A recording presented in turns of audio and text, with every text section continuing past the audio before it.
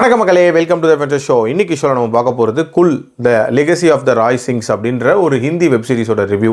இந்த series Jio Hotstar OTT ஆப்பில் தமிழ் டப்பிங்கோட அவைலபிளாக இருக்குது. மொத்தமாக 8 எபிசோட்ஸ் இருக்குது. ஒரு எபிசோடுமே ஆவரேஜாக ஒரு 30 to 40 மினிட்ஸ் டியூரேஷன்.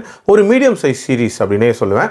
இந்த சீரிஸ் ஆக்சுவலாக ஒரு ராஜ குடும்பத்தில் நடக்கக்கூடிய கொலை, அந்த கொலையை தொடர்ந்து நடக்கக்கூடிய அரசியல் விளையாட்டுக்கள் அப்படின்ற மாதிரியான ஒரு தீமில் போகும். அந்த ராஜாவுக்கு மொத்தமாக 3 பிள்ளைகள். அதில் மூத்த மகள் இந்திராணி, இவளை பொறுத்த வரைக்கும் அந்த குடும்பத்தையே மொத்தமாக டேக் கேர் பண்ணிக்கிறது அப்படின்ற மாதிரியான ஒரு விஷயம் பண்ணிட்டு இருக்கா.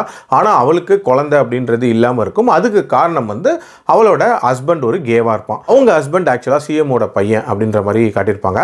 அடுத்த பொண்ணு இருக்கால, அவள் ஃபாரின் போய் படிச்சுட்டு வந்தவளாக இருப்பா.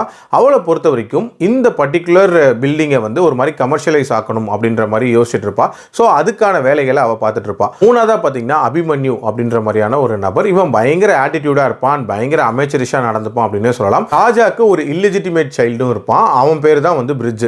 ஸோ தன்னோட பிள்ளைகள்னால எப்பவுமே தனக்கு ஆபத்து தான் அப்படின்னு எப்பவுமே பேசிட்டு இருக்கக்கூடிய ராஜா திடீர்னு எதிர்பாராத விதமாக மர்மமான முறையில் இறந்து ஸ்விம்மிங் பூலில் கிடக்கிறாரு. ஸோ இந்த கொலையை பண்ணது யாரு அப்படின்ற மாதிரியான ஒரு மர்டர் இன்வெஸ்டிகேஷன் தொடங்குது. கொலையாளி யாரு அப்படின்றது இன்ஃபேக்ட் பாதியிலே சொல்லிடுவாங்க.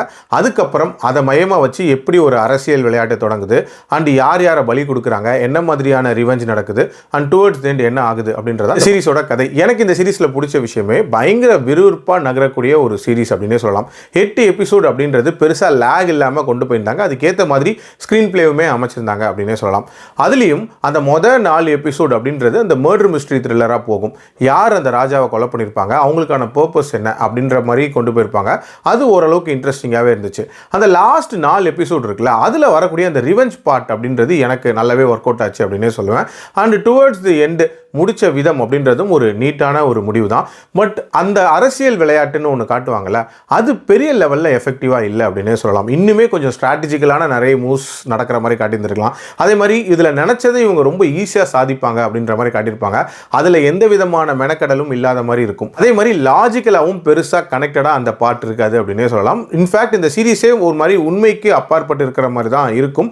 பட் ஓவரால் பார்க்கும்போது ஒரு டைம் பாஸ்க்கு பார்க்குற மாதிரியான ஒரு சீரீஸ் தான். என்னோட ரேட்டிங் இந்த சீரிஸ்க்கு 3 out of 5.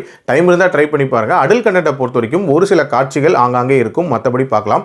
மீண்டும் அடுத்த விமர்சனத்தில் சந்திக்கிறேன். நன்றி, வணக்கம்.